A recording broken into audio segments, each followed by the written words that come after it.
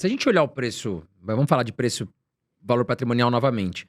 Principalmente os de galpões, de logística, a gente vê que tá ali muito próximo, né? A 1 ou a um pouco acima. Se a gente olhar, por exemplo, os de shopping, que estavam muito baratos, agora com a valorização de 20, 30% que aconteceu aí nas últimas semanas, também, aparentemente, se a gente olhar este indicador, chegaram no seu preço justo. Tem alguns um pouco abaixo.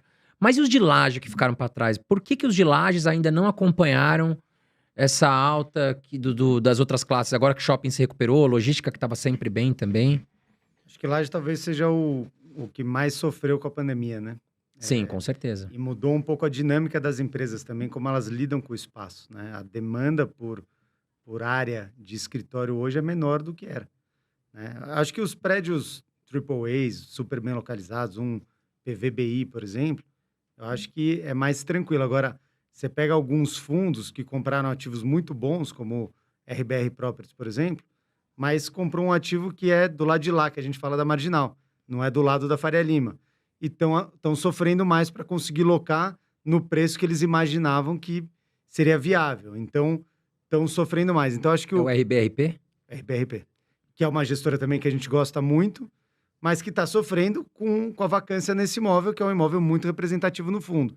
Então, acho que o setor de laje sofreu mais com a pandemia e ainda não se recuperou plenamente.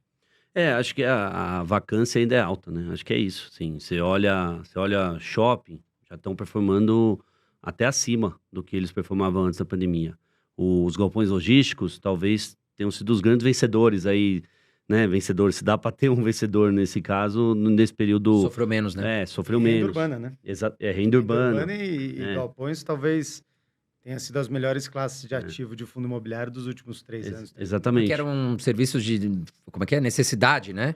Se a gente falar sobre... No caso do TXF, a gente tá falando de supermercado, loja de material de construção, são atividades que não pararam nem na pandemia. Ou seja, continuaram faturando, ou até mais, né? Sim. Talvez...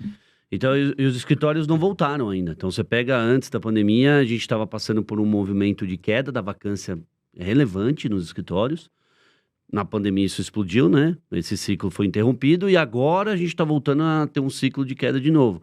Mas começa sempre dos melhores lugares para depois ir enchendo os outros lugares. Então, assim, a Faria Lima, por exemplo, a gente já tem notícia que você não encontra mais grandes lajes para locação na Faria Lima. Só que aí depois você tem lá a Paulista, que ainda tem uma vacância relevante, e você tem na Chuc Jaidan, que é um novo polo de São Paulo, que a gente teve vários desenvolvimentos recentes, né? E que vários desses desenvolvimentos estão dentro de fundos imobiliários, e aí tem uma vacância ali que vai demorar um pouquinho mais. E aí, quando você sai de São Paulo, vai para Barueri, por exemplo, que é uma praça secundária, aí é mais difícil ainda, a vacância em Barueri está em torno de 50%. Caramba, 50% é muito, hein? Exatamente. Então... A Alphaville é um caso sério com relação a escritórios. Construíram muito e as empresas simplesmente não foram para lá. Lá já é uma solução mais delicada, assim, porque você ocupar área ociosa na Faria Lima é uma coisa. Você ocupar do lado de lá da Marginal já é outra, né? Agora, quando você vai para Alphaville, aí o problema é um pouquinho maior na nossa visão, com a real absorção desses espaços. Então, a vacância explica muito, né? Porque a vacância prejudica muito a renda de fundo imobiliário, né? Porque além de você não ter receitas, tem o custo. Exato. E na laje o custo é alto, né? E o investidor, o investidor de fundo imobiliário não tem jeito.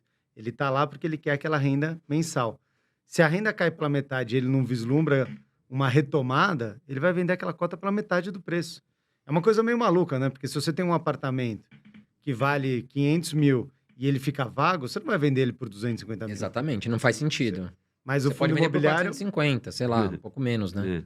Você dá um descontinho, mas você não vai vender por 50%. Nos fundos imobiliários, pela liquidez, pelas características do produto, né, o benefício da liquidez também traz esse malefício, que o cara vai lá e queima. Vende por qualquer preço.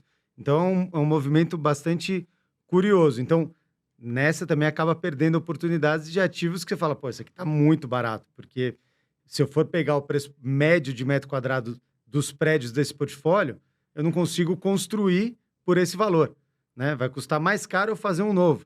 Então, surgem oportunidades nesse setor. Mas a gente acha que o setor de escritórios foi o mais prejudicado com a pandemia e ainda não se recuperou. Isso não é exclusividade do Brasil.